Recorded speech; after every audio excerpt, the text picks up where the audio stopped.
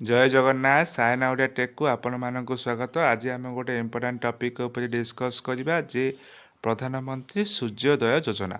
ଏଥିରେ କେନ୍ଦ୍ର ସରକାର ପ୍ରଧାନମନ୍ତ୍ରୀ ବହୁତ ବଡ଼ ଘୋଷଣା କରିଛନ୍ତି ଯେ ବର୍ତ୍ତମାନ ନୂଆ ଯୋଜନା ଲାଗୁ ହେବ। ଏଥିରେ କେଉଁମାନେ ଉପକୃତ ହେବେ ଏବଂ କେନ୍ଦ୍ର ସରକାର ଏହି ଯୋଜନା ମାଧ୍ୟମରେ କେତେ ଟଙ୍କା ଖର୍ଚ୍ଚ କରିବେ। ତେଣୁ ଆପଣମାନେ ଭିଡ଼ିଓଟିକୁ ଶେଷ ପର୍ଯ୍ୟନ୍ତ ଦେଖନ୍ତୁ ତ ଜାଣିପାରିବେ ଯେ ସୂର୍ଯ୍ୟୋଦୟ ଯୋଜନାରେ କ'ଣ ରହିଛି ବହୁତ ବଡ଼ ଘୋଷଣା। ତେଣୁ ଏହା ଶ୍ରୀରାମ ମନ୍ଦିର ପ୍ରାଣ ପ୍ରତିଷ୍ଠା ପରେ ପରେ ପ୍ରଧାନମନ୍ତ୍ରୀଙ୍କ ବହୁତ ବଡ଼ ଟ୍ୱିଟ୍ ଯେ ଖୁବ୍ ଶୀଘ୍ର ଦେଶରେ ଲାଗୁ ହେବ ସୂର୍ଯ୍ୟୋଦୟ ଯୋଜନା। ତେଣୁ ଏହି ଯୋଜନା ମାଧ୍ୟମରେ କେଉଁମାନେ ଉପକୃତ ହେବେ ଚାଲନ୍ତୁ ଆମେ ଦେଖିବା।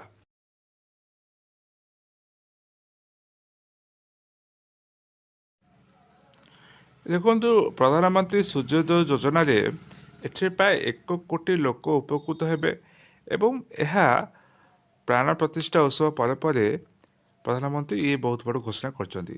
କ'ଣ ରହିଛି ଏଥିରେ ଦେଖନ୍ତୁ, ପ୍ରାୟ ଦେଶରେ ଥିବା ପ୍ରାୟ ଗରିବ ଶ୍ରେଣୀ ଏବଂ ମଧ୍ୟବିତ୍ତ ଲୋକମାନଙ୍କୁ ଘର ଛାତ ଉପରେ ଏଠି 1 କୋଟି ସୋଲାର ପ୍ୟାନେଲ ବା 1 କୋଟି ଗରିବ ମଧ୍ୟବିତ୍ତ ଲୋକମାନେ ଏଠି ଉପକୃତ ହେବେ ଏବଂ ପ୍ରତ୍ୟେକ ଘରେ ସୋଲାର ପ୍ୟାନେଲ ଲଗାଇ ଦିଆଯିବ ଛାତ ଉପରେ।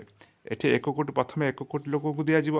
ତା ସହିତ ଦେଖିବେ ଯେ ଏଥିରେ ଦେଶର ପ୍ରାୟ ଗରିବ ମଧ୍ୟବିତ୍ତ ଲୋକମାନଙ୍କୁ ଦିଆଯିବ। କାହିଁକି ନା ବିଜୁଳି ବିଲ୍ ହ୍ରାସ ନିମନ୍ତେ।